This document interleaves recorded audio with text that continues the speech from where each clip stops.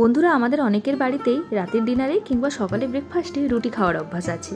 কিন্তু সবথেকে বড় চিন্তার বিষয় কি বলো তো, কী দিয়ে রুটি খাবো, এইটা নিয়ে চিন্তা কিন্তু প্রায় লেগেই থাকে। তো আজকের পর থেকে চিন্তার অবসান, কারণ আজ এমন একটা সহজ রেসিপি নিয়ে এসেছি। সমস্ত উপকরণ বাড়িতেই থাকে, আর একবার হাত দিয়ে মেখে নিলেই ঝটপট করে রুটির সঙ্গে খাওয়ার জন্য দুর্দান্ত একটা রেসিপি তৈরি হয়ে যাবে। তো আজ বানাচ্ছি হাতে মাখা ডাল। তাহলে চলো রেসিপিটা দেখে নেওয়া যাক।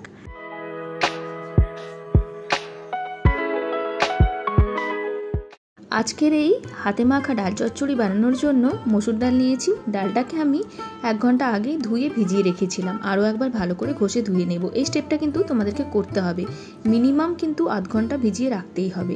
একটা মাঝারি সাইজের আলু নিয়েছি, আলুটাকে এবার মাঝারি সাইজ করে কেটে নেব। মানে ভাজার আলুর থেকে একটুখানি মোটা, আবার খুব বেশি মোটাও নয়, মোটামুটি শেপটা তোমরা দেখেই বুঝে যাবে। খুব বেশি মোটা করলে সেদ্ধ হতে সময় লাগবে, তো সেই জন্য মোটামুটিভাবে এইরকম লম্বা লম্বা শেপে করে ভাজার আলুর থেকে একটু মোটা রেখে আলুগুলোকে আমি কেটে নিলাম। তো দেখতেই পাচ্ছ আলুগুলোকে কেমনভাবে কেটেছি। এই রান্নাতে কিন্তু বাটাবাটির কোনো ঝামেলা নেই, শুধু একটুখানি কাটতে যা লাগবে সময়। তো একটা পেঁয়াজ নিয়েছি মাঝারি সাইজের, পেঁয়াজটাকেও কেটে নিলাম। খুব যে ঝিরিঝিরি করে কেটেছি তা নয়, মোটামুটি মিডিয়াম সাইজের কেটেছি। এই রান্নাটার বেনিফিট কি বলো তো, এই রান্নাতে এক তো উপকরণ যা কিছু লাগে সব কিছু সবার বাড়িতে প্রায় সবসময় মজুদ থাকে, আর দ্বিতীয় কথা রান্নাটা করতে একেবারেই সময় লাগে না, প্লাস হচ্ছে খেতে দুর্দান্ত লাগে। আর দেখো, দুটো লঙ্কা নিয়েছি, লঙ্কাগুলোকে ছোটো ছোটো করে কেটে নিলাম। নিয়েছি একটা টমেটো, মাঝারি সাইজেরই, টমেটোটাকেও লম্বা লম্বা করে কেটে নিলাম। যতক্ষণ এই টমেটোগুলোকে কেটে নিচ্ছি ততক্ষণ বলো তো তোমাদের কাদের কাদের বাড়িতে রাতে রুটি খাওয়ার অভ্যাস আছে, বা ব্রেকফাস্টে তোমরা কে কে রুটি খাও। তো এখন যেই কড়াইতে রান্না করব সেই কড়াইটাই নিয়েছি। তার মধ্যে তোমার জল ঝরিয়ে নেওয়া মসুর ডালগুলো নিয়ে নিলাম, তারপর কেটে রাখা আলুগুলোকে দিয়ে দিলাম, তার সঙ্গে কেটে রাখা পেঁয়াজগুলোকে দিয়ে দিলাম। পরিমাণে যদি বেশি বানাতে চাও তো সেক্ষেত্রে বেশি সব কিছু নিয়ে নিও। আমি এখানে মোটামুটিভাবে দুজনের জন্য বানাচ্ছি। কাঁচা লঙ্কা নিয়ে নিলাম, আর সঙ্গে নিয়ে নিলাম কাটা টমেটোগুলো। আর এরপর কিছু একেবারেই বেসিক মশলা দিয়ে দেবো পরিমাণ মতো নুন। মশলা যা কিছু দেওয়ার আছে না এই স্টেজেই দিয়ে দিও, এরপরে দিলেই হবে না যে তা নয়, কিন্তু এখনই দিয়ে দেওয়াটাই সব থেকে ভালো। পরিমাণ মতো হলদি পাউডার, লঙ্কা পাউডার, আর দিয়ে দিলাম জিরে পাউডার। ব্যাস এইটুকুই জিনিস, সঙ্গে একটুখানি কাঁচা সর্ষের তেল দিয়ে দিলাম। এরপর সব কিছুকে খুব ভালো করে হাত দিয়ে ঠেসে ঠেসে মেখে নিতে হবে। ওই যে বললাম হাতে মাখা, তো হাত দিয়ে এত সুন্দর করে মাখবে যাতে করে যত মশলা বা নুন সব কিছু আছে তোমার ডাল আলু সব কিছুর সঙ্গে খুব সুন্দর করে মিশে যায়। আর এই রান্নাতে কিন্তু বাইরে থেকে জল আমি একেবারেই কম ব্যবহার করব। আলু, পেঁয়াজ, টমেটো এই সব কিছুর মধ্যে যে জল আছে সেগুলো দিয়েই কিন্তু এই রান্নাটা হবে। বেশ কিছুটা সময় নিয়ে আমি সব কিছুকে ভালো করে মেখে নেব। এর মধ্যে তোমরা রসুন কুচিও ব্যবহার করতে পারো, আমি রসুন কুচি দিচ্ছি না কারণ ওটা পরে ব্যবহার করব। তো যাই হোক, হাত দিয়ে ভালো করে আমি সমস্তগুলোকে মেখে নিলাম। এখন কড়াইটাকে গ্যাসের মধ্যে বসিয়ে গ্যাসটা অন করে দিয়েছি। তো দেখো কতটা জল বেরিয়ে গেছে, দেখতে পেয়েছো? আমি জাস্ট হাত ধুয়ে একটুখানি জল দিয়েছি, 2-3 চামচের মতো, আর কিছুই কিন্তু জল দিইনি। তো ঢাকা দিয়ে এটাকে লো ফ্লেমে রান্না করব। ফ্লেমটা কিন্তু লোই থাকবে, হাই করলে কিন্তু তোমার ডালগুলো নিচের দিক থেকে লেগে যাওয়ার সম্ভাবনা থাকবে।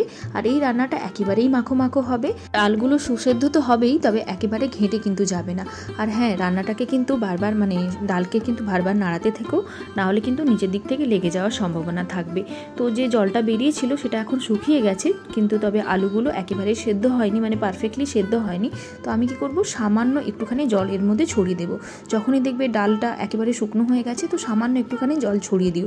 খুব বেশি জল কিন্তু একসঙ্গে দিও না, তাহলে রান্নাটা খেতে ভালো লাগবে না। তো জলটা দিয়ে আবার নাড়িয়ে চাড়িয়ে ভালো করে মিশিয়ে আমি আবার ঢাকা দিয়ে এটাকে রান্না হতে দেব। গ্যাসের ফ্লেমটা কিন্তু পুরো রান্নাটাতেই লো থাকবে।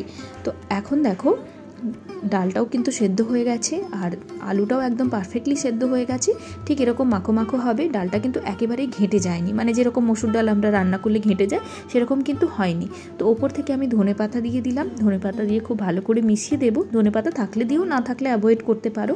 এরপর আমি এটার স্বাদ আরও বাড়ানোর জন্য একটা তড়কা দেবো। তো একটা তড়কা প্যানের মধ্যে আমি নিয়েছি সর্ষের তেল, তারপর গ্রেট করে রাখা রসুন দিয়ে দিলাম, একটা শুকনো লঙ্কা, খানিকটা জিরে দিয়ে দিলাম, আর দিয়ে দিলাম একটুখানি লঙ্কার পাউডার।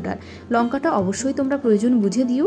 তারপর এই তড়কাটাকে একটুখানি ভেজে নেব। যখন খুব সুন্দর গন্ধ বেরোবে তারপর এই গরম তড়কাটাকে দিয়ে দেবো সরাসরি ডালের উপরে, আর তারপর খুব ভালো করে মিশিয়ে নেব।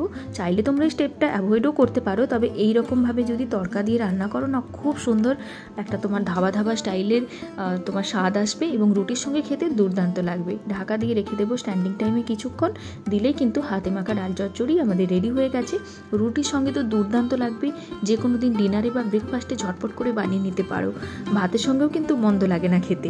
বন্ধুরা, এই হাতে মাখা মসুর ডালের একটা ডিম দিয়ে ভার্সান আমি রান্না করেছিলাম, আমি সেটার লিঙ্ক তোমাদেরকে দিয়ে দেবো, তোমরা চাইলে দেখে নিতে পারো।